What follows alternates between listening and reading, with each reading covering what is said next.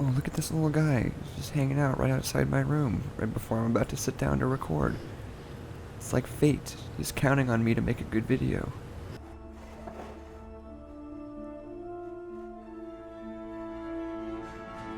Oh, it's my camera. That's great.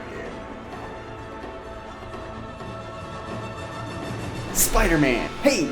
Look out! Spider-Man! I've got a lot of energy this recording. Because I'm talking about Spider-Man. But also because I just drank a big soda that had Guiarna in it. I don't know what that is. But the bottle had the word energy printed on it. You guys know Spider-Man, right?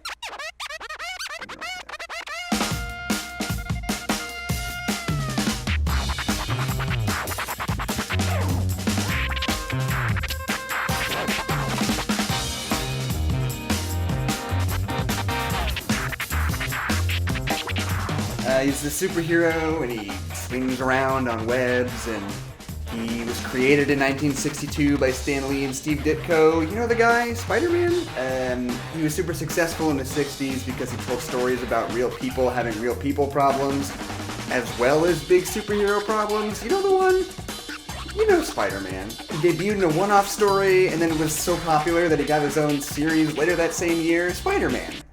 You know Spider-Man. So there's actually a pretty long history of people trying to make blockbuster Spider-Man movies, but I'm going to start telling the story at around 1999 when James Cameron wrote a sort of unfinished rough script for a Spider-Man movie that he pitched to MGM. That script was wild. It was very much R-rated. It had Sandman and Electro as the main villains, and Spider-Man and Mary Jane have weird bondage sex on top of the Brooklyn Bridge. It's online. You can find it with a quick Google search. I'll link to it in the description. It's wild. MGM loved it. They were like, this is perfect. James Cameron, please make this movie in real life. But meanwhile, across the pond, by which I mean at a different American studio, Columbia Studios, the people over there were panicking because they didn't have a big franchise. MGM had James Bond, Warner Brothers had Harry Potter, Fox Studios had Star Wars, and Columbia they had nothing. That is, until somebody over there figured out a tricky legal loophole that meant it was possible for them to start making James Bond movies. I didn't do enough research to tell you exactly why they could do that, but apparently they figured out that they could totally just do that. They could just start making James Bond movies. So they were about to just start doing that until MGM butted in and was like, okay. You can take Spider-Man, you can have him. That can, be your big franchise. Just please God, don't start making James Bond movies. And Paramount was like, fucking tight. It was a bad idea to start making James Bond movies anyway. So Columbia took it, sent it off to their own writers, put it through a whole bunch of rewrites, got rid of Sandman, got rid of Electro, put in Green Goblin and Dr. Octopus? Dr. Octopus? Dr. Octopus? What year is it? Got rid of Dr. Octopus, just Green Goblin now, and Bob's Your Uncle, Spider-Man 1. They attached Evil Dead director Sam Raimi after David Fincher said he didn't want to do an origin story. What the fuck is up with that, David? Anyway, they cast Tobey Maguire, Kirsten Dunst, and Willem Dafoe in the lead roles, and they were off to the races. This is a joke because Tobey Maguire was in Seabiscuit. I don't know if that was before or after Spider-Man. I've never seen the film, but off to the races. You guys remember last video when I said that X-Men was the first true Marvel superhero movie? Well, I lied. I lied to you. This is the first true Marvel superhero movie, and I'll tell you precisely why.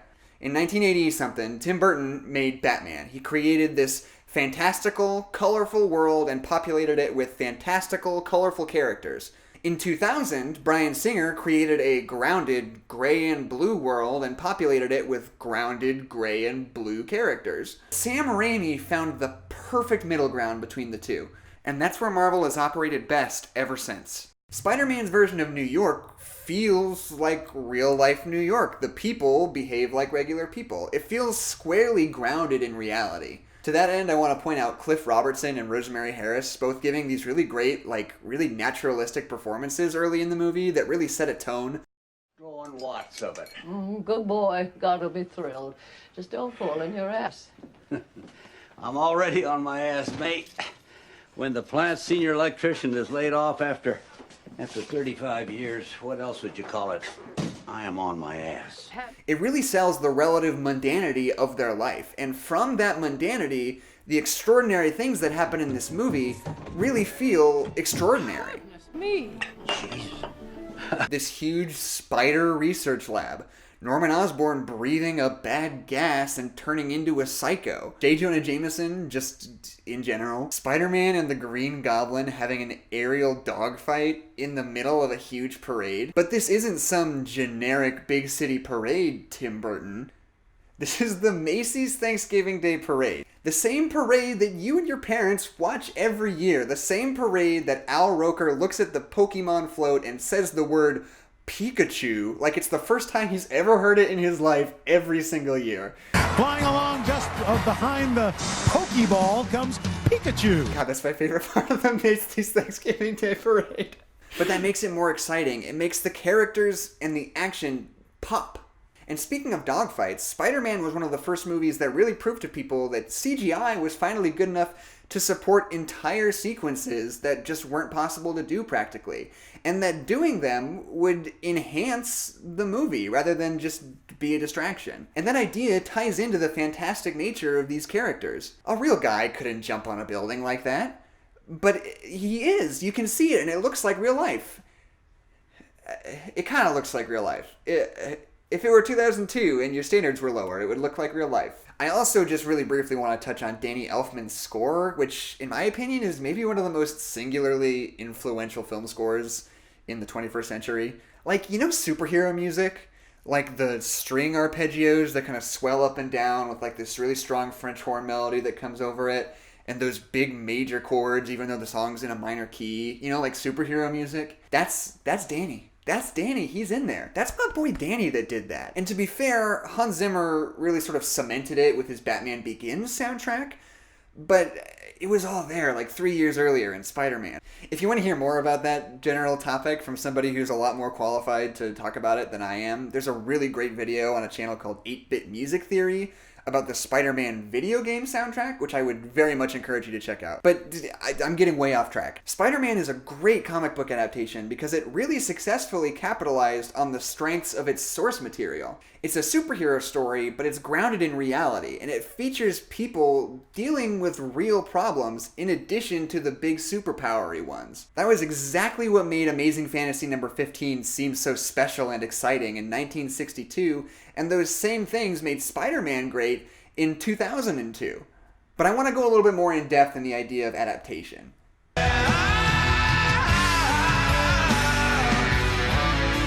The thing about adaptation is that it's not always about accuracy. It feels good to criticize a movie based on accuracy because it's quantifiable. You can look at something and you can say, oh, Fight Club ended differently in the book, and that's true and nobody can really argue with you, especially if you've read the book and the person you're talking to hasn't, which is usually when those kinds of conversations occur. But the truth of the matter is that accuracy is not always the best policy. Not every story works exactly the same in every single medium. Just to give a couple of examples, the director's cut of Watchmen is practically panel for panel accurate to its source material.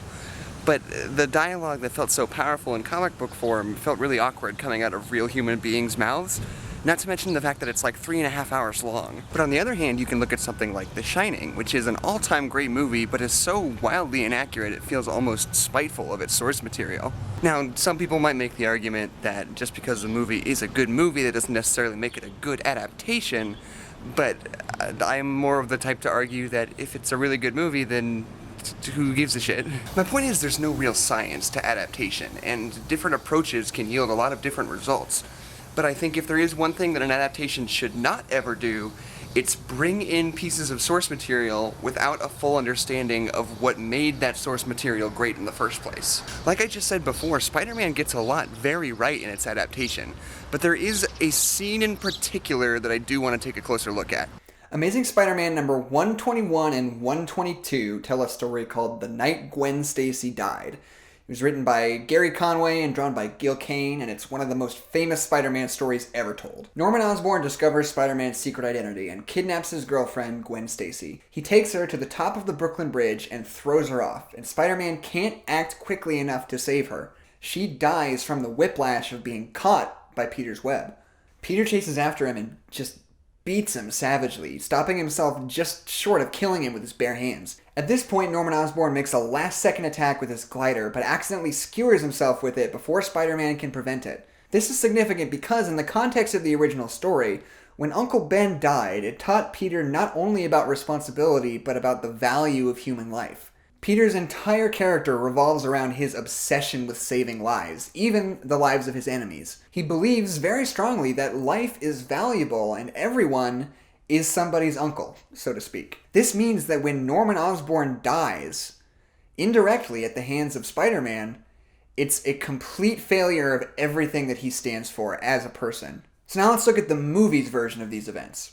After the Green Goblin figures out Peter's secret identity, he kidnaps Mary Jane and takes her to the top of the Brooklyn Bridge. There, he offers Spider-Man a choice. Let die the woman you love, or suffer the little children. He drops both of them, but Spider-Man acts quickly enough to save both before they hit the water. The Green Goblin continues to attack Peter Parker, and eventually he threatens to kill Mary Jane slowly and painfully, and this gets him really, really mad. Eventually, Norman Osborn is accidentally killed by his own glider, and it wraps the story up in a nice little bow. Seeing the way that Harry Osborn handles the news makes this a Pyrrhic victory, but a victory nonetheless. The movie has the bones of the original story. It has a girl falling off the Brooklyn Bridge, it has a cool fight scene between Spider-Man and the Green Goblin in an old abandoned house, and it has a third thing that I can't remember right off the top of my head. Norman Osborn accidentally killing himself with his own glider. But none of those things are what made the original story so great. The things that make The Night Gwen Stacy Died so powerful are the shock of a major character death, the fear of seeing Peter nearly lose control in his rage, and the tragedy of seeing him unable to save a life when he's at his most vulnerable. The script to Spider-Man completely misses all three of these points. First of all, when Norman Osborn drops the train and Mary Jane at the same time, Spider-Man acts quickly enough to save both of them, which is stupid.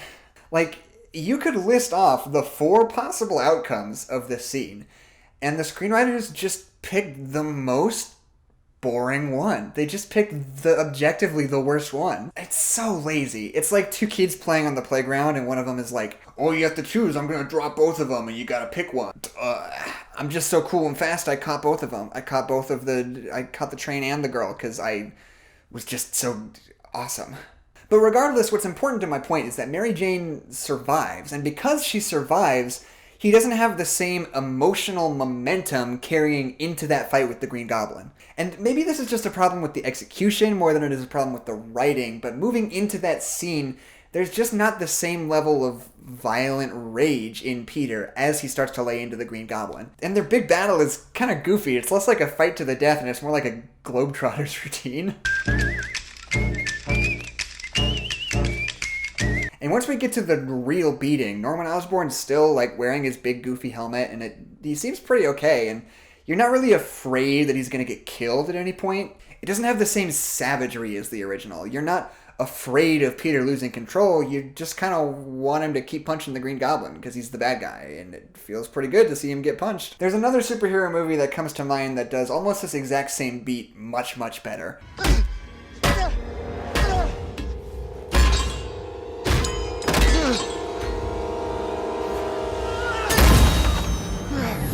And to me, the biggest problem is that this version of Peter Parker doesn't have the same obsession with saving lives that his comic book counterpart does. That version of Peter Parker believes so strongly that life is valuable that he works tirelessly to protect it, even in the people that he hates most.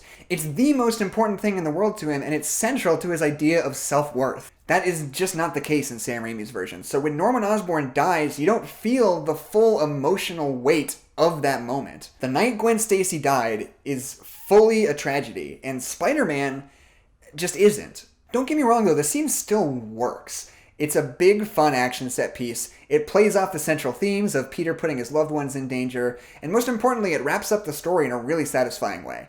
But it still does a disservice to its source material, not because it's inaccurate, but because it fails to understand what made its source material so great in the first place. Spider-Man is more about Peter protecting the people he loves than it is about him protecting everyone to the fullest extent of his ability. This setup is powerful, but this resolution is weak. This moment is tragic, but it lacks the proper context to give it its full weight. But I understand it's big talk coming from somebody who's making a fucking video essay about Spider-Man in their bedroom. So this is what I would do to make it better. After Peter accidentally kills the mugger, the next day at school he sees Flash Thompson get a phone call and start to cry. Later that day, he hears that Flash's uncle was killed by a mysterious man in a mask. He learns his lesson about responsibility, but also he learns that when you dole out death as punishment, you're not just punishing the person, but everyone around them. He learns that everybody is somebody's uncle, so to speak. It's not just enough to simply not kill someone, but to save them if need be. Peter and Flash start to bond over their shared tragedy and become unlikely friends. And there is precedent for that in the comics, by the way. Peter and Flash have been longtime friends for a very long time.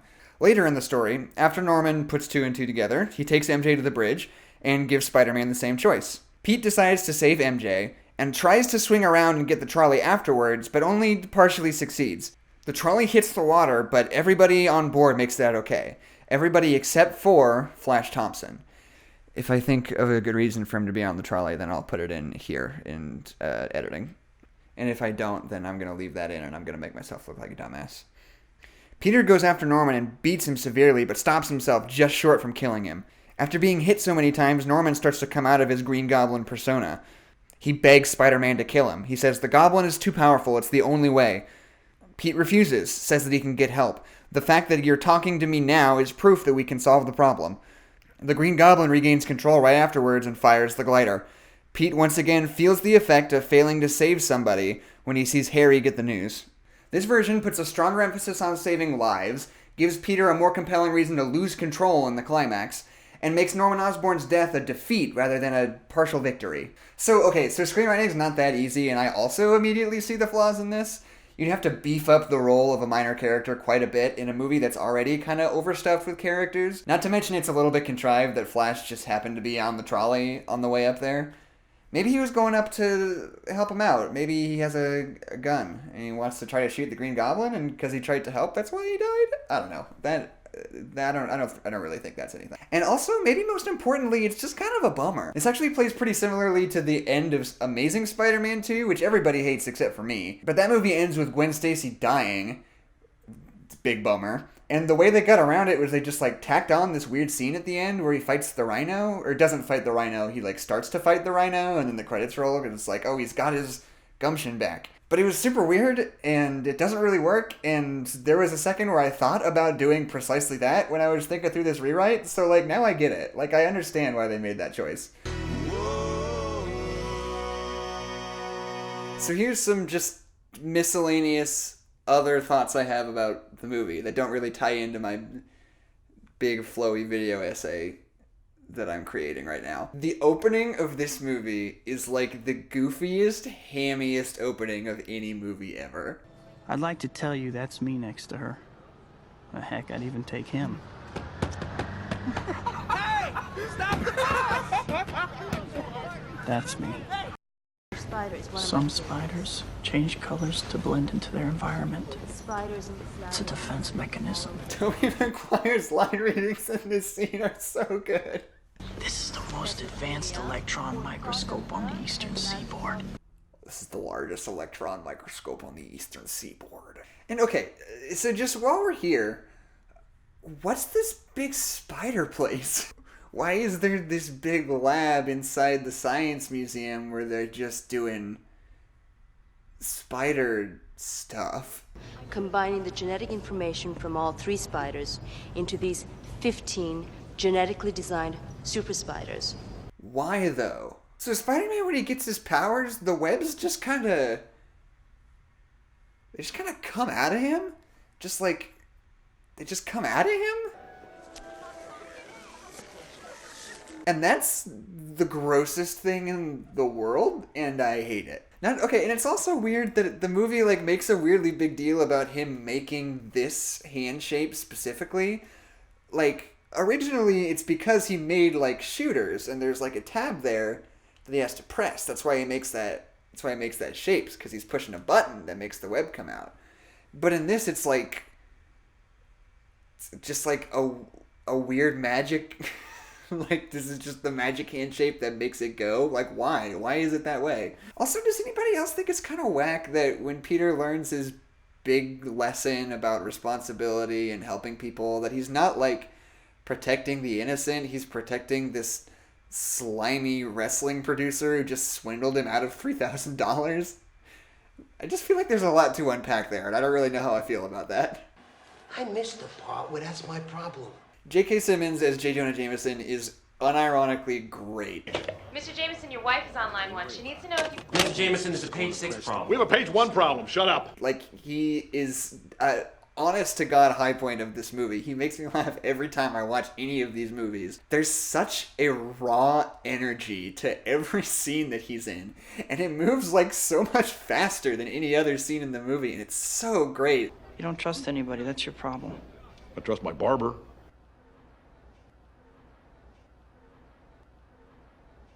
And I just want to make note that at the very end, Peter deciding to leave MJ is genius. It's a really well-motivated piece of character development, and it ties really cleanly into the themes of the movie. Not to mention it subverts a genre trope. It's just, I don't know, it's this really great piece of screenwriting. I really love it. So overall, what do I think about Spider-Man? Honestly, I think it's a game changer. It continues to be one of the most influential and groundbreaking movies of the 21st century. It was uniquely creative and bold in its approach, and it gave superhero movies and just blockbuster action movies in general a real shot in the arm. It's the movie that allowed superhero movies to continue to be relevant for maybe decades to come. And on top of that, it's also an okay movie. Who's ready for a new segment? At the end of these videos, I'm going to start giving some comic book recommendations. Just some of my favorite comic book stories that the movies I'm talking about are based on, but that also I think are relevant to what I said in this video. So this time I'm going to recommend Amazing Fantasy number 15 by Stan Lee and Steve Ditko, obviously. Amazing Spider-Man 121 and 122 by Gary Conway and Gil Kane, again, obviously. Superior Spider-Man number 4 and 5 for a lot of really big ideas about that responsibility I've been talking so much about this episode. That's by Dan Slott and Giuseppe Camuncoli. I think I'm pronouncing that right. And also Spider-Man Life Story number 1 by Chip Zdarsky and Mark Bagley. I think it's one of the best comic books that's come out in the last, 5 years? It's really good, is what I'm trying to say. Anyway, the next movie on the list is Daredevil. That's right, the Ben Affleck, Jennifer Garner Daredevil. And God, I'm so excited about it. And if you want to know when it comes out, I think you know what you have to do. Which button you should press on the YouTube interface. There's a specific one I'm thinking about, and I think you're also thinking about it. I think you know which one it should be. And you can also check out Adeline and I's podcast on this very same channel. It's also called No Nerds Allowed. It's the same name as the channel. Nice and easy to remember. Also on Apple Podcasts and Spotify now. That's a new addition. That is a recent development, and I'm very excited about that. And, just take a look at YouTube, the website of YouTube, and do what comes naturally. Just do your thing. I don't know if that's funny or not, but that's what I've decided to end the video on. So I guess I just have to lay in the bed that I've made for myself. That a hero can save us. I'm not gonna stand